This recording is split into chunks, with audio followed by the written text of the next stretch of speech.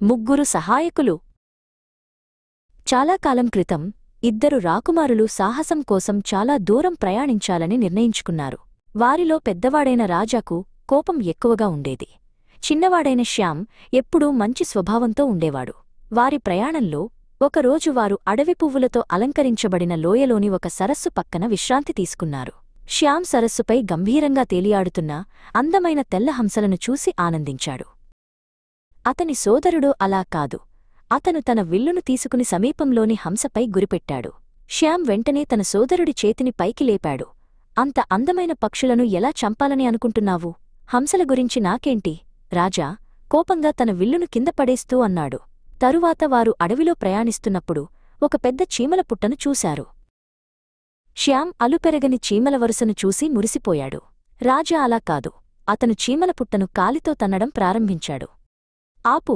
శ్యామ్ తన సోదరుడిని వెనక్కి లాగుతూ అరిచాడు. చీమలను ఎందుకు నాశనం చేయాలనుకుంటున్నావు? నువ్వు చాలా విసిగిస్తున్నావు. రాజా కోపంగా సమాధానమిచ్చి తన గుర్రంపై ఎక్కి ముందుకు సాగాడు. మరుసటి రోజు రాజా తేనెటీగలను పట్టి చంపడంలో ఆనందం పొందడంతో విషయాలు తీవ్రమయ్యాయి. శ్యామ్ అతన్ని మూర్ఖంగా ప్రవర్తించవద్దని చెప్పినప్పుడు రాజాకు పూర్తిగా కోపం వచ్చింది. అతను తన సోదరుడి సాంగత్యం ఇకపై కోరుకోవడం లేదని చెప్పి గుర్రంపై వేగంగా వెళ్ళిపోయాడు. రాజా ఆగు! అని శ్యామ్ వెనుక నుండి అరుస్తూ పిలిచాడు. శ్యామ్ తన సోదరుడిని అనుసరిస్తుండగా అతని కోపం త్వరలోనే తగ్గిపోతుందని ఆశించాడు. అకస్మాత్తుగా అతను తన పేరు పిలవడం విన్నాడు. అతను గుర్రాన్ని ఆపి వెనక్కి తిరిగి చూశాడు. అతని గుర్రం వెనుక ఒక హంస, ఒక తేనెటీగ, ఒక చీమ నిలబడి ఉండటం చూసి ఆశ్చర్యపోయాడు. దయగల అయ్యా, పక్షులు మరియు కీటకాల పట్ల మీ దయకు మేము ముగ్గురం కృతజ్ఞులం అంది హంస. ఇప్పుడు మీకు ఎప్పుడైనా సహాయం అవసరమైతే మమ్మల్ని తలుచుకోండి. మేము మీ చెంత ఉంటాము. శ్యామ్ తన కొత్త స్నేహితులకు ధన్యవాదాలు తెలిపాడు. చీకటి పడకముందే తన సోదరుణ్ణి కలుసుకోవాలనే ఆశతో అతను ముందుకు సాగాడు. 2 రోజులపాటు శ్యామ్ అడవుల్లో ప్రయాణించినా తన సోదరుడి జాడ కనిపించలేదు. మరుసటి రోజు అతను ఒక పాడుబడిన ప్యాలెస్కు వచ్చాడు. ప్యాలెస్ ముందు ఒక అలంకార సరస్సుంది. దాని ఒడ్డున 3 చనిపోయిన చెట్లు గుంపుగా ఉన్నాయి. అవి ఇచ్చే కొద్దిపాటి నీడలో ఒక బూడిదగడ్డమున్న వృద్ధుడు కూర్చుని ఉన్నాడు.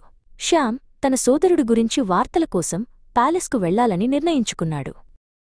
అతను ప్యాలెస్ గేటువైపు వెళ్లడం ప్రారంభించగానే అతని వెనుక నుండి ఒక బలహీనమైన స్వరం వినిపించింది.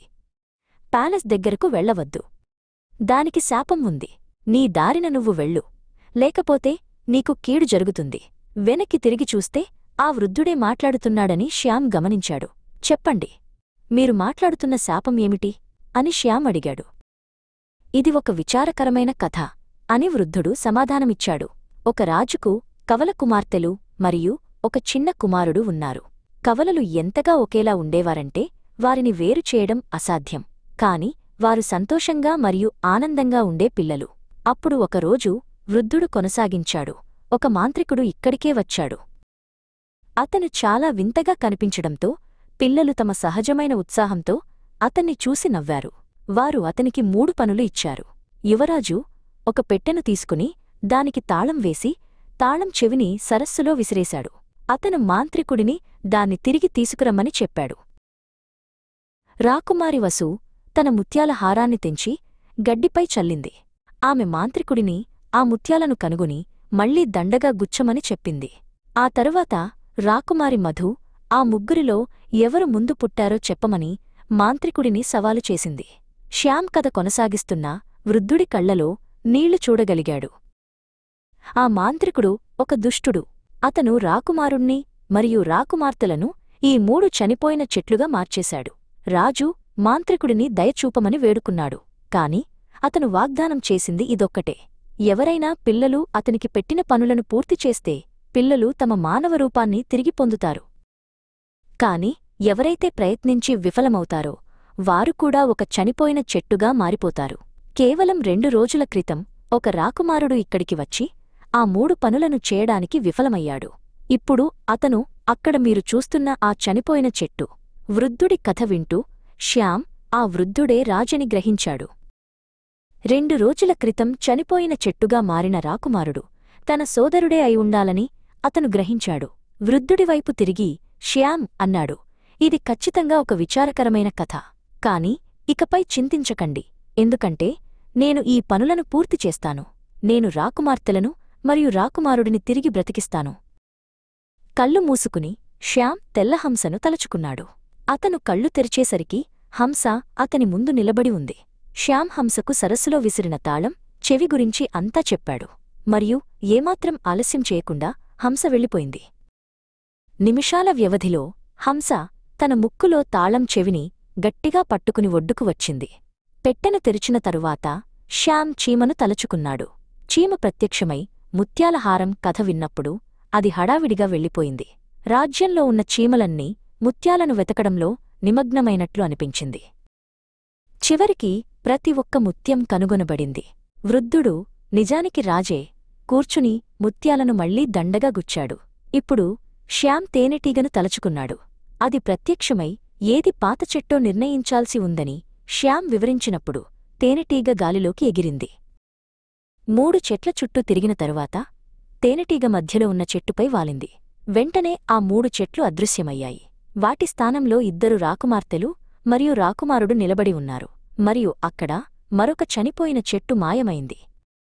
బదులుగా అక్కడ శ్యామ్ సోదరుడు రాజా నిలబడి ఉన్నాడు. రాజు చాలా సంతోషించాడు మరియు తన 3 పిల్లలను ఆలింగనం చేసుకున్న తరువాత శ్యామ్ను మరియు అతని సోదరుడిని ఉండమని వేడుకున్నాడు. అతను వారి ఆతిథ్యాన్ని ఆస్వాదించాలనుకున్నాడు. సోదరుడు ఇప్పటికే రాకుమార్తెలచే మంత్రముగ్ధులై వెంటనే అంగీకరించారు. చాలా త్వరలోనే రాకుమారుడు శ్యామ్ రాకుమారి వసును వివాహం చేసుకున్నాడు మరియు రాకుమారుడు రాజా రాకుమారి మధును వివాహం చేసుకున్నాడు. ఆ విధంగా శాపం విచ్ఛిన్నమై ప్యాలెస్కు ఆనందం తిరిగి వచ్చింది. అడవి కూడా ఉపశమనంతో మళ్లీ ఊపిరి పీల్చుకున్నట్లు అనిపించింది. ఆ విధంగా దయ మరియు కరుణ ఎల్లప్పుడూ విజయం సాధిస్తాయని శ్యామ్ నిరూపించాడు. అతని చిన్న స్నేహితులు హంస, చీమ మరియు తేనెటీగ ప్రేమ యొక్క శక్తిని మరియు అన్ని జీవుల పట్ల గౌరవాన్ని చూపించాడు. రాజా తన తప్పును తెలుసుకున్నాడు మరియు అప్పటినుండి 2 సోదరులు తమ రాజ్యాలను దయ మరియు జ్ఞానంతో పాలించారు. వారి చుట్టూ ఉన్న ప్రపంచంతో శాంతితో జీవించారు.